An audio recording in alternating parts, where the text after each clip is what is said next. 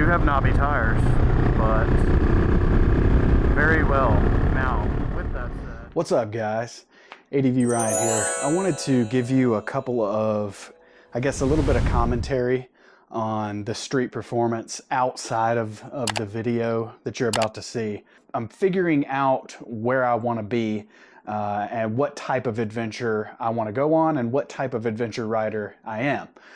Do I lean more street? Do I lean more dirt? For me and our riding group, we lean more dirt.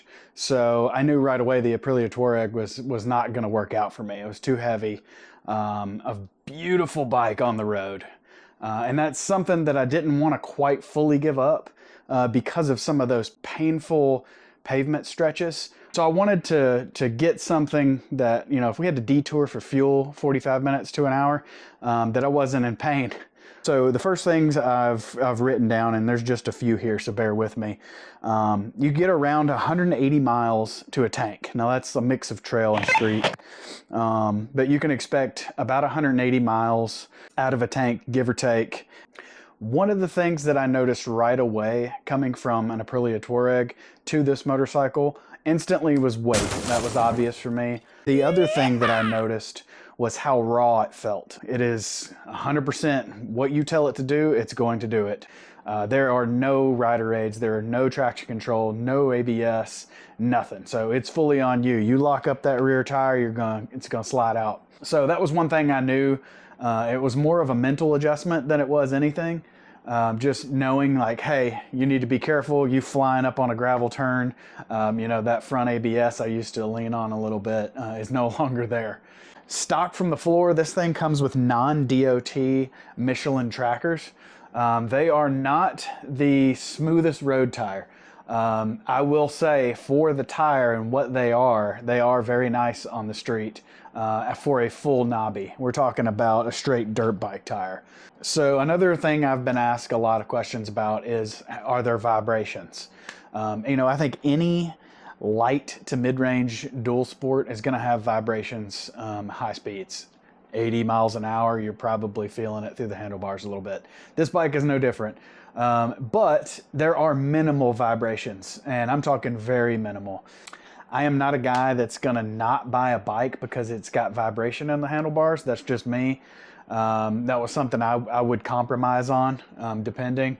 But this bike, I can feel minimal vibrations around 75 to 80 miles an hour. You get above 80 miles an hour, I can feel them a little bit more, but it's not anything that's gonna, you know, rock your hands to sleep. If you have any questions, hit me in the comments, reach out to me via email, and also check out my bio.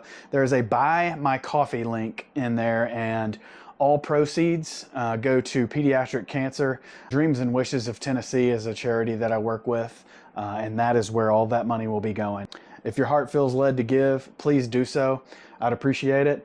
Let's get to the video. I know some of you are curious as to how the AJP handles on road.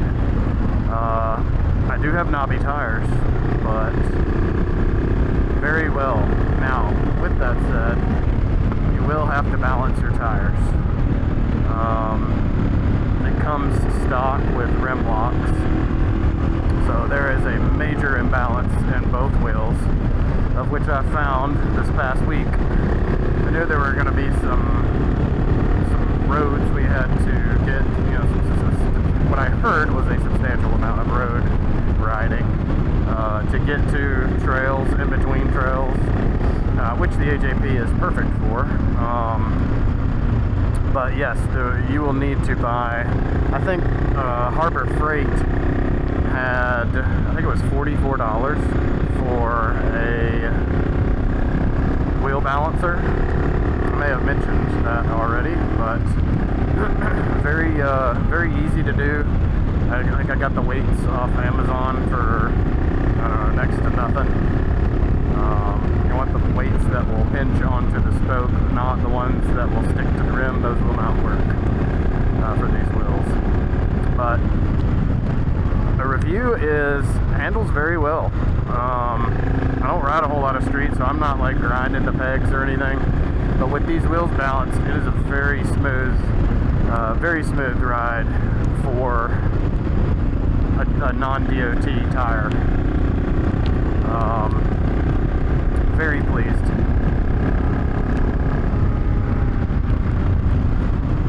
Probably going to be a little wet as it is raining today. Should keep down some of the dust at least. But yeah, very well.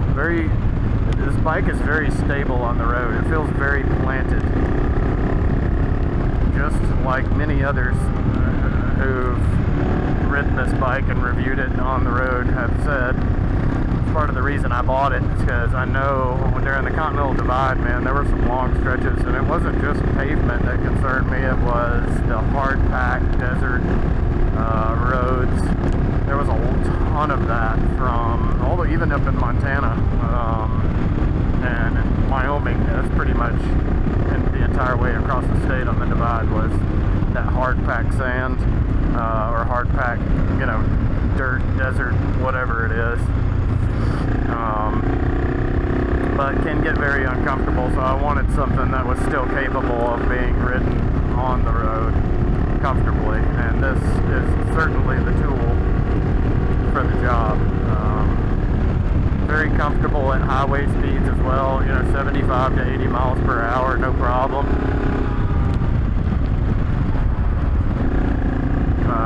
Just making sure my brother's back there. Yeah, interstate speeds, highway speeds, plenty of passing power, and you can have fun with it in the twisties. Wouldn't recommend it on knobby tires.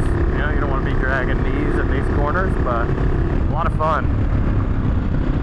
I figured I could give you a street review over in Columbia, where I live, but the roads there are not as interesting, and the scenery certainly isn't. So,